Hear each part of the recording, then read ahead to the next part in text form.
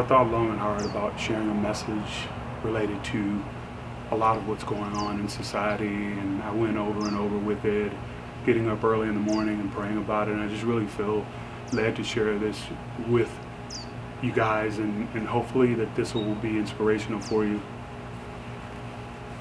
I realize a lot of the unrest that's going on between the cultures and what's going on in the world at large, because it's going on all over the world, really speaks to truths that are in the Bible about love, about justice, about mercy. And it made me think of the story of the Good Samaritan, and it also made me think of the story with Jesus by the well with the Samaritan woman. The Samaritan woman said to Jesus, what are you doing here? You know we don't have anything to do with one another. We don't have any dealings with one another. And in the story of the Good Samaritan, a Jewish brother was left beaten and robbed by the side of the road, and all of the people that would help him passed him by, save the Good Samaritan, the least likely person. It occurred to me that many of our white brothers and sisters in society grow up in a world where many times the first interaction that they have with a black person is on TV, or maybe when they get to college or sometime, or maybe even their first job. And so because of that, many times they fail to really understand the full dynamic range of a culture. So what happens is they see a bit of the culture on TV or on the news or on Cops or whatever, and they decide that's who they are. Whereas young black kids like me, early in our lives, we realize the dynamic of how culture plays a part in our lives. We're taught very early where to go and what to do. We're taught about certain things, about how to say things. And so we learn early on because we interact with a teacher who is of a different race, or a policeman, or a judge, or just people driving in the street. We realize early on the dynamic and the interactions that we have early on. We understand how to coexist, if you will. I think one of the biggest issues that we're facing today is a failure to understand, because we've never had to. And that was a problem between the Jews and the Samaritans. They failed to understand one another because they had no dealings with one another. It makes me think about my wife and I. My wife comes from a very different background. She's not the same race. My wife is white. In order for me to live in harmony with my wife, I have to attempt to try to understand her, where she's been, what she feels, what she's gone through, the life that has shaped her. And in order for her to coexist with me, she has to do the same thing. Failure to do that is going to create disharmony within our marriage. We don't have to all agree. We don't have to all eat in the same restaurants. We don't all have to be best friends. We don't all have to hang out, although that would be great. But what we must do as a culture is seek to understand one another and not allow one race or another to be defined by their lowest common denominator, whether it be a Confederate flag or a group of people looting.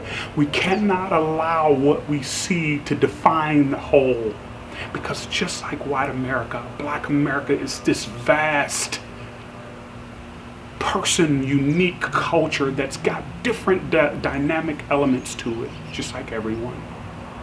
But if we let ourselves be characterized by one thing, we miss out on the beauty of the whole. That's what Jesus was trying to teach in the story about the Good Samaritan. If the Jew would have defined who was his neighbor based on culture, he would have missed his help. If black people decide that all cops are racist and all white people are racist, we would miss our help. Because let me tell you something, God bless Martin Luther King. He was amazing. Malcolm X, they were the orchestrators of the civil rights movement, but make no mistake about it, many good white men and women gave their lives and suffered and died for that movement. Make no mistake about it. They were our neighbor. But you know, the world tells us, hey, I don't get along. We don't get along. White people and black people, we don't have anything to do with each other. We cannot accept that view. any more than the Jewish person could accept that view, because who'd help the Jewish person? The Bible says he bandaged his wounds, he put him on his horse, he took him to an inn, a place to get care, and he paid for his care, and then told the innkeeper, if it costs you any more, I'll be back through this town and I will pay more for him. The person that he least likely thought was his good neighbor was the Good Samaritan. Well, I'm telling black people today, we're bleeding today.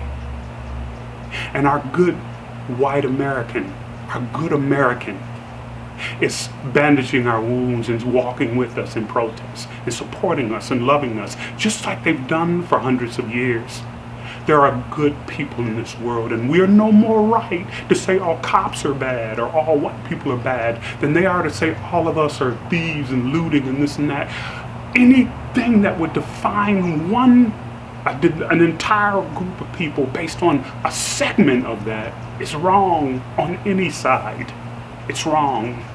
Because if we do that, God is telling us that we miss our Good Samaritan. We miss the opportunity to be blessed. And that would be a great failure for us. So we must seek to understand one another. We must see the totality of a culture. Because I want to tell you, there are some amazing black Americans. And there are some not so good. There are some super intelligent black Americans. And there are some that are not so good. Can I tell you, that's the same for every race.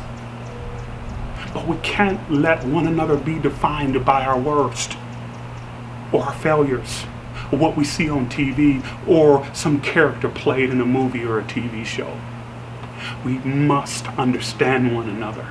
Just like I must seek to understand my wife, and she must seek to understand me, we must seek to understand one another. And that will bring about the harmony that we seek. We can't let this go and resort back to our tribes and our circle and our people. And I'm not saying, as I said before, that we have to be friends, we gotta hang out and you gotta have a black friend and we gotta be at each other's house. But we must try to understand each other beyond the small, narrow view of the caricatures that we see in many places in the world, and understand the dynamic view of an entire culture that is beautiful and blessed and awesome. All around, every race and creed has that dynamic. And if we will do that, we will find places of unity, places where we can unite, places where we can love the same things and hate others. But we don't have to hate each other. God bless you, Chronicle Nation.